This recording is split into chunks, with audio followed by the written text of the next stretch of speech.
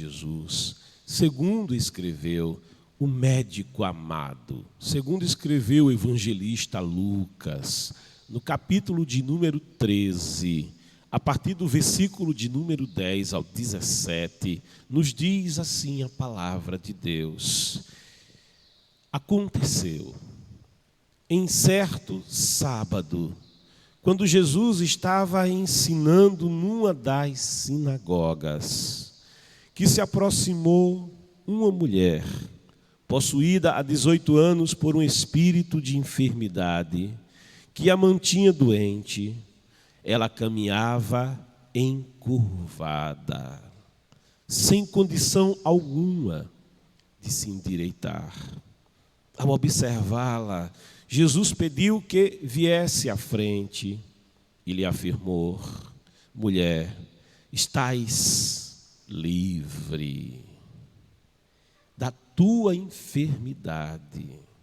Em seguida, lhe impôs as mãos e naquele mesmo instante ela se endireitou e passou a glorificar a Deus. Entretanto, o dirigente da sinagoga, indignado, ao ver Jesus curando no sábado, admoestou a multidão: há 6 dias em que se deve trabalhar.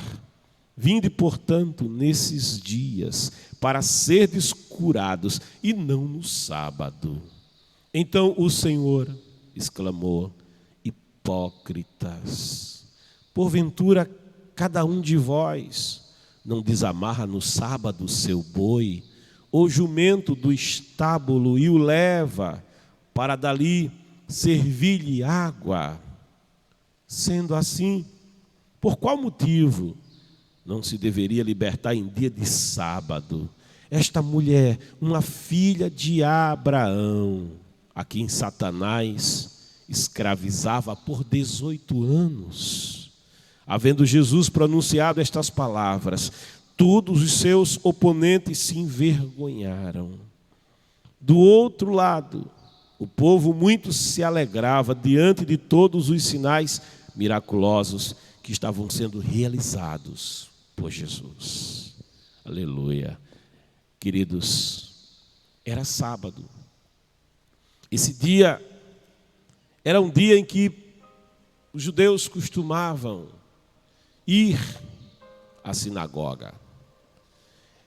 Era um dia especial. Era o dia do descanso sabático. Era um sinal, uma ordenança de Deus para o povo judeu, para o povo de Israel. Fazia parte da aliança mosaica, a guarda do sábado. E nesse dia, os judeus acorriam a sinagoga. Eram lugares de culto. A sinagoga precedeu a forma da igreja hoje. Era o lugar onde se ia para o ensino da palavra. Era o lugar onde se ia para ouvir a palavra de Deus, para aprender a palavra de Deus. E naquela cultura, quando havia uma comunidade judaica, havendo pelo menos 10 homens de família, uma sinagoga já podia ser fundada. Havendo 10 homens, 10 chefes de família, já se legitimava ali, já se tinha ali autorização para se estabelecer uma sinagoga. E as sinagogas também funcionavam como escolas. A sinagoga, ela tinha um papel importantíssimo em toda a comunidade judaica. Onde quer que houvesse uma comunidade judaica, fosse em Israel, fosse fora de Israel, e ainda hoje, em nossos dias, também é assim nas comunidades judaicas. Jesus, ele costumava ir à sinagoga. A palavra de Deus nos mostra que já no início do seu ministério, Jesus ele ia pelas aldeias, Jesus ia pelas cidades e costumeiramente Jesus era encontrado na sinagoga. Quando saiu de Nazaré, porque Nazaré não cria nele, Nazaré rejeitava Jesus, apesar de Jesus ser a paz, ser o príncipe da paz, Muitas vezes a palavra, a mensagem que ele revelava era uma mensagem que trazia conflitos aos religiosos, a falsa religião. Ela se incomodava com a verdade que Jesus revelava. E assim, estando ele na sinagoga, ali em Nazaré, na cidade onde ele viveu a maior parte da sua vida de juventude, o povo de Nazaré o rejeitou e dizia: esse é o filho de Maria, esse é o filho de José, esse é o irmão de Tiago, esse é o irmão de Judas. Suas irmãs vivem entre nós. De onde lhe veio tal sabedoria? De onde lhe veio tal autoridade? Jesus havia lido no profeta Isaías dizendo: o Espírito do Senhor é sobre mim, porque me ungiu para anunciar liberdade aos cativos, para abrir a vista dos cegos, para libertar os oprimidos, para levar as boas novas do reino de Deus.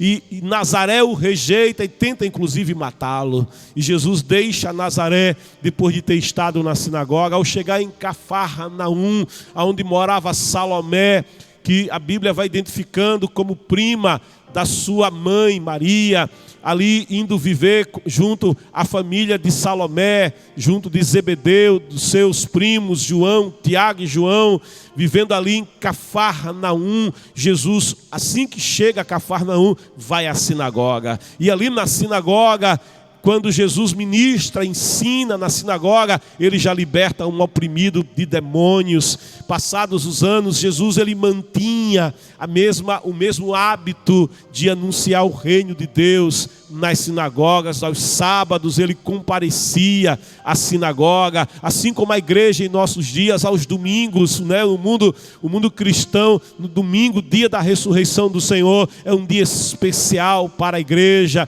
e nós costumamos estar na presença do Senhor, no dia do Senhor, na casa do Senhor, para adorar o Senhor. Jesus estava no dia do Senhor, ali no contexto judaico, no sábado, e ali naquela sinagoga, Jesus já muito conhecido, o ministério de Jesus já muito avançado, mas também os inimigos, os adversários de Jesus, que tinham ciúme de Jesus, que tinham inveja mesmo de Jesus, o perseguiam. E estando ali naquela sinagoga, diz a palavra, aconteceu. Você crê na palavra de Deus? Porque o registro de Lucas, inclusive Lucas é o único evangelista a registrar este caso, esta ocorrência do ministério de Jesus. Lucas afirma: aconteceu. Isso não é uma fábula.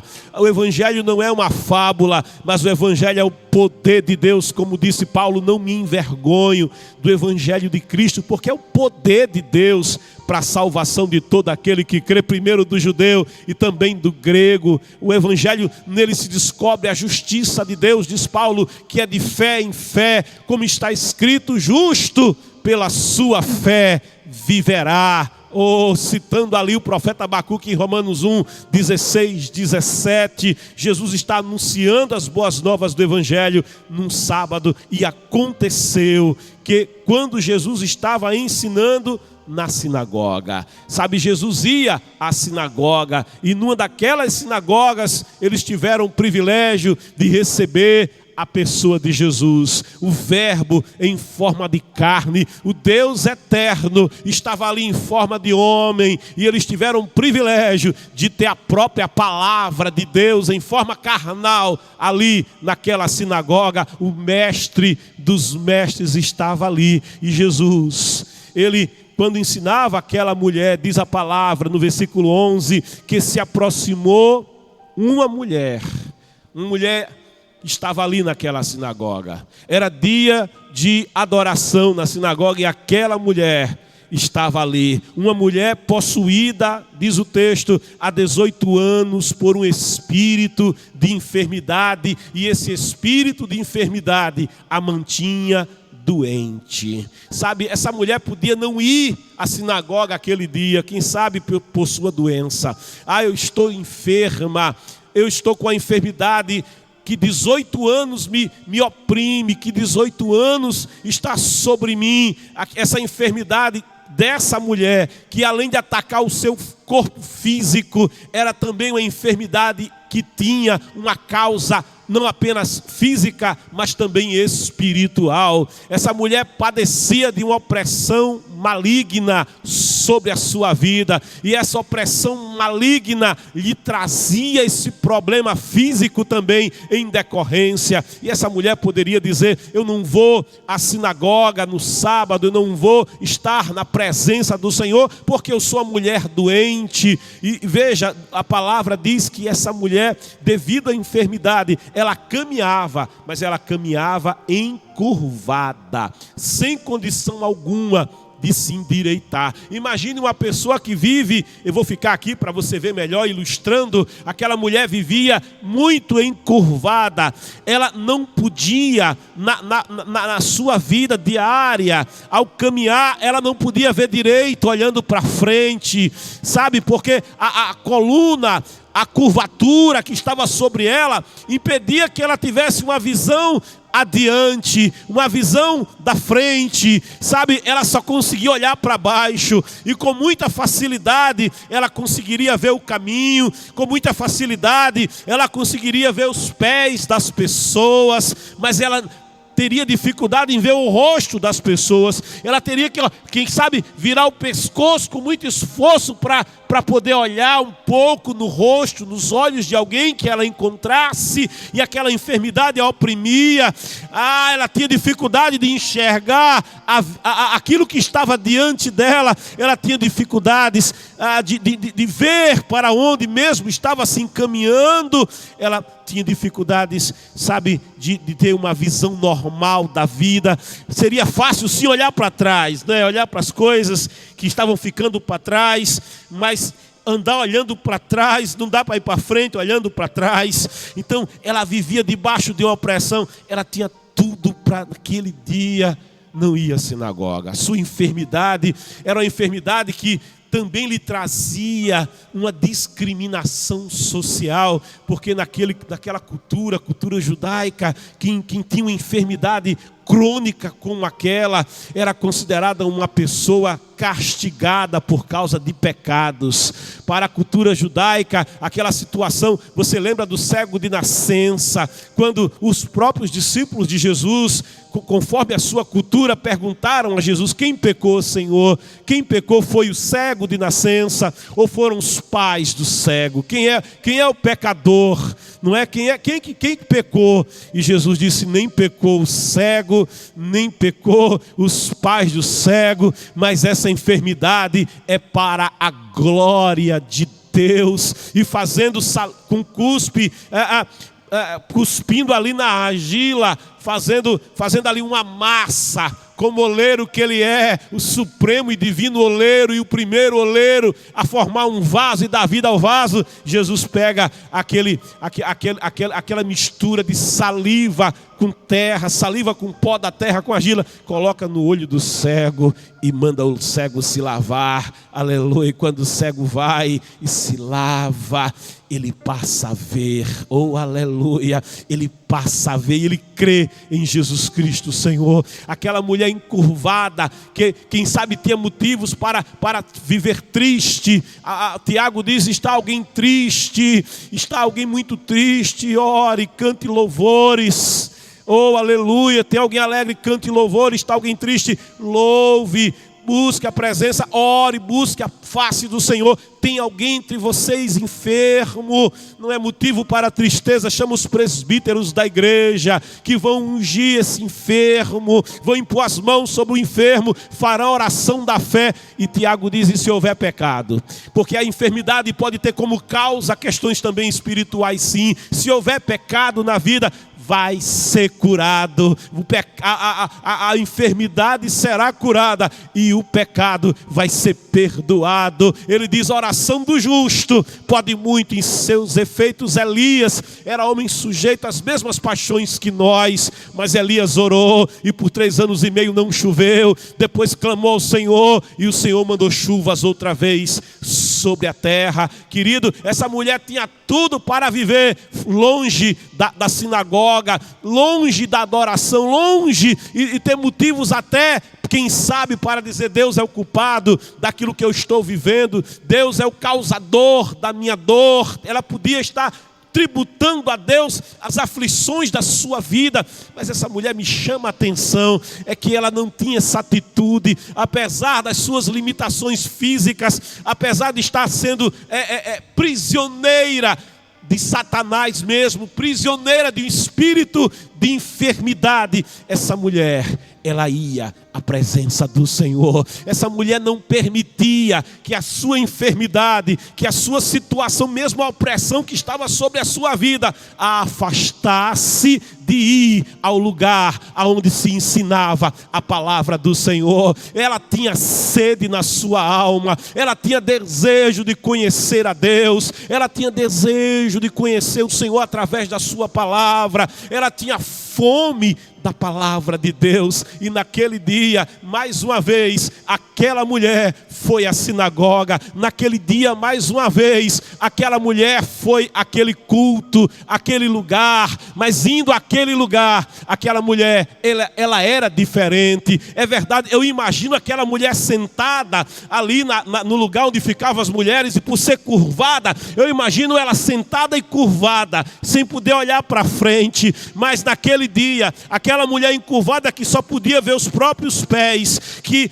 ouvia a palavra atentamente sem olhar no rosto de quem ministrava a palavra, naquele dia ela ouviu a palavra do verbo, ela ouviu a palavra da vida. O verbo que se fez carne estava naquela sinagoga, estava presente naquele dia, e ela ouviu a palavra de Deus, ela ouviu o Senhor Jesus ministrar a palavra, e a palavra foi penetrando o seu coração, a palavra foi penetrando a sua alma, e o crer que vem pelo ouvir foi sendo produzido no coração daquela mulher. E eu imagino que a fé dela foi crescendo, porque a fé, ela cresce pelo poder da palavra. O crer vem pelo ouvir, e ouvir a palavra de Deus. Sabe, ninguém pregou como Jesus, ninguém jamais ministrou como Jesus. Quando em Jerusalém deram ordens ao capitão lá da guarda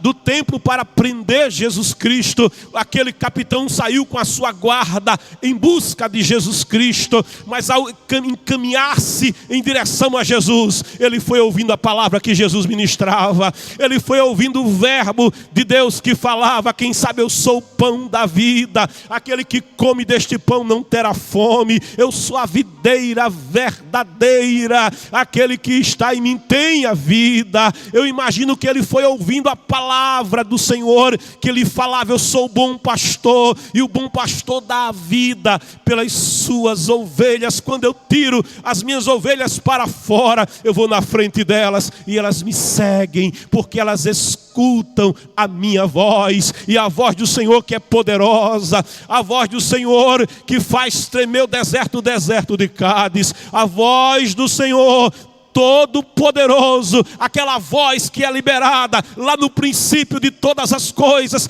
quando diz a palavra: e disse Deus haja luz, e houve luz. A palavra que não volta vazia estava sendo liberada, e aqueles soldados rudes, aqueles soldados compenetrados, aqueles soldados muito disciplinados, dispostos a obedecer a ordem, recebida a ordem superior, à medida que eles vão se aproximando de Jesus, eles vão sendo impactados pela palavra proferida pelo Senhor Jesus, e o coração deles começou a ser alimentado, e o coração deles começou a ser tocado. Quando Jesus fica de pé e diz: quem tem sede, vem a mim e beba. Aqueles corações sedentos foram sentindo o cheiro das águas, e Jó diz que a esperança para a árvore cortada na terra, a sua raiz morreu na terra seca, mas Jó diz: ao cheiro das águas, ao cheiro, basta uma gota de água e ela botará, bastará uma gota de água e ela dará novos frutos, e ela terá renovo e viverá outra vez. Aquele capitão, ao estar pertinho de Jesus, tão perto do Senhor, ele não conseguia dar ordem: prendam ele.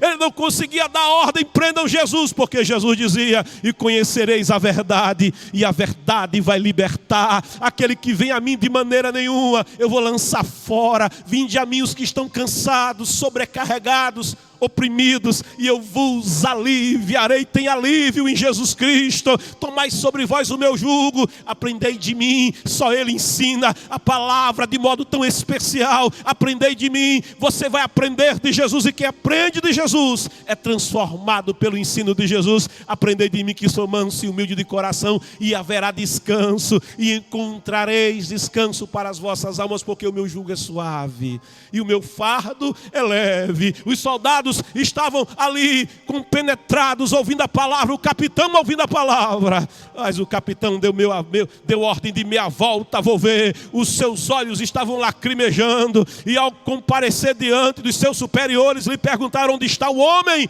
E ele disse: ninguém jamais falou como este homem, nem Anás, nem Caifás, nem Nicodemos, nem José de Arimateia, ninguém jamais, nem Gamaliel, jamais alguém falou, ministrou como esse homem ao coração, porque a palavra dele enche a nossa alma, a palavra dele transforma o nosso ser. Aquela mulher encurvada ouviu esta palavra, e o seu coração se encheu de fé naquele dia na sinagoga. E diz a palavra, ao observá-la, sabe, Jesus estava observando. Deus ele procura o verdadeiro adorador, aquele que adora em espírito, aquele que adora em verdade. Jesus estava ensinando a palavra, e ele observava aquela sinagoga, e os olhos de Jesus estavam sobre aquela mulher. Jesus ele contemplava aquela mulher. Sabe, os olhos do Senhor também te vê nessa manhã e te alcançam nessa manhã. Ele contempla o teu coração, ele contempla a tua alma, ele conhece a tua vida. Jesus, ele conhecia aquela mulher.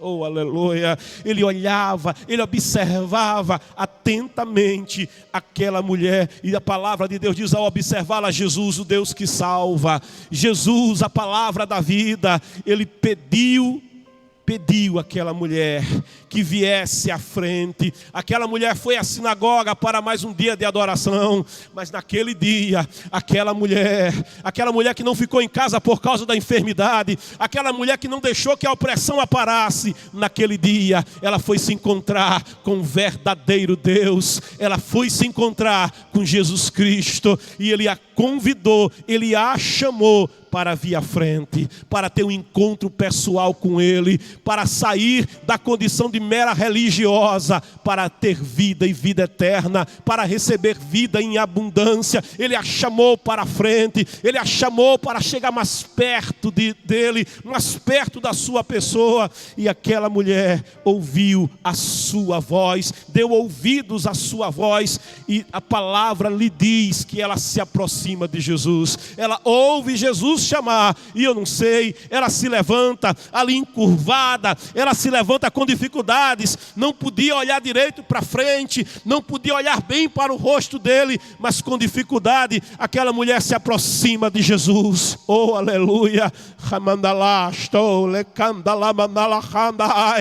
Ela não podia se levantar, havia uma carga sobre ela, havia um peso sobre ela, não lhe permitia se endireitar, ela tinha que viver oprimida e encurvada. Mas Jesus é aquele que tira a carga, Jesus é aquele que tira o peso, Jesus é aquele que liberta da opressão, Jesus é aquele que liberta dos grilhões das prisões espirituais. E Jesus estava ali naquele dia, e aonde Jesus está, a liberdade de Jesus Cristo, porque onde está o Espírito do Senhor, a liberdade, os grilhões são quebrados, as celas são abertas, as trevas recuam, porque vai brilhando a verdadeira luz. Ela se aproxima de Jesus, e ao se aproximar de Jesus, ela escuta a sua voz, que fala de maneira específica com ela, dizendo: mulher, estás livre. Estás livre. Ela ouviu a verdade que liberta, e conhecereis a verdade, e a verdade vai libertar. Estás livre. E quando Jesus libera essa palavra, estás livre, no tempo perfeito, dá tua enfermidade. A palavra diz que em seguida, depois que ela ouviu a sua voz, depois que a sua voz penetrou-lhe a alma, a mente, foi sarando por dentro, e a transformação vai acontecendo de dentro para fora. Depois que a palavra penetra na alma, penetra o coração daquela mulher, vai transformando lá dentro, vai agindo lá dentro, sabe? Ele toca na mulher, em seguida lhe impôs as mãos. Oh, aleluia! Aqueles músculos entrevados, aqueles músculos há 18 anos entrevados, recebe o toque da mão de Jesus. E quando a mão de Jesus toca a vida, sabe, não tem vaso quebrado que ele não possa consertar. O vaso pode se quebrar, mas vaso que quebra na olaria, vaso que quebra, mas está dentro da olaria, como aquela mulher estava, a mão do oleiro toma o vaso quebrado e ele faz de novo. Ele tem poder para fazer de novo, porque ele é o autor da vida. Toca naquela mulher, e aquela mulher naquele dia vai viver um grande milagre. E lhe impôs as mãos, naquele mesmo instante, diz a palavra, ela se endireitou. E quando ela se endireitou, quando a opressão saiu, quando os grilhões que aprendiam estavam sendo quebrados dentro dela, fora dela, quando a sua alma recebeu o impacto da glória de Deus na sua vida, quando as correntes eram quebradas, ela se endireitou, e endireitada, cheia da glória, aquela mulher abriu a boca, e ela virou crente pentecostal na sinagoga, e rasgou um glória a Deus misturado com aleluia. Naquele dia, oh aleluia, acontece isso com quem se encontra com Jesus. Acontece isso com quem escuta a sua voz e atende o seu chamado. Ele te chama também nessa manhã. Sabe, tem algo que também prende o homem, tem algo que também curva o ser humano, é o peso do pecado, é o salário do pecado que vem com a morte, vai dobrando o homem, vai tirando a vida do homem, impede que ele olhe para frente. A palavra diz que temos que correr a carreira com paciência, e essa carreira é com os olhos olhando para Jesus, o autor e o consumador da nossa fé. Mas o pecado coloca um manto de trevas na mente do homem, uma opressão sobre ele, curvando ele não pode contemplar, ele quer ver, mas ele não pode. Ele quer olhar para frente, mas ele não pode, porque tem um peso sobre ele. Mas nesta manhã, você está ouvindo a palavra de Deus, o crer vem pelo ouvir, e ouvir a palavra. Venha Jesus nessa manhã. Você que está cansado, sobrecarregado, oprimido, curvado sobre o peso da iniquidade, Jesus tem poder para te libertar da enfermidade espiritual e te libertar da enfermidade do teu corpo. Oh, aleluia, eu te faço esse convite nessa manhã. Oh, glória, venha Cristo. Escreva no chat, eu quero Jesus. Toma esta decisão nessa manhã, filho pródigo. Toma esta decisão, diga, eu quero voltar para a presença do Senhor. Você que ainda não tomou decisão nessa manhã, escreva no chat, eu quero viver essa vida nova. Eu quero ser liberto nessa manhã. Eu quero ser cheio da glória de Deus. Eu quero ser cheia da vida que é em Cristo Jesus o Senhor. Aquele que declara, eu vim para que tenham vida. Deus quer te dar vida, querido. Não é vidinha, é vida em abundância. Venha Cristo nessa manhã. Ainda que esteja quebrado, Ele vai consertar. Ainda que esteja curvado, Ele tem poder para desencurvar o que está curvado. Meu pastor que está aqui, ele disse há muito tempo, eu não esqueço, o pau que nasce torto, só morre torto. Pau que nasce encurvado, só vai morrer encurvado, se não vier a carpintaria de Jesus de Nazaré. O meigo nazareno te chama, vem para ser desentortado, vem encurvado pelo pecado, para ser desencurvado nessa manhã. Escreve no chat, eu quero Jesus, eu quero essa vida nova. Oh glória, eu quero, queridos, encerrar convidando aqui o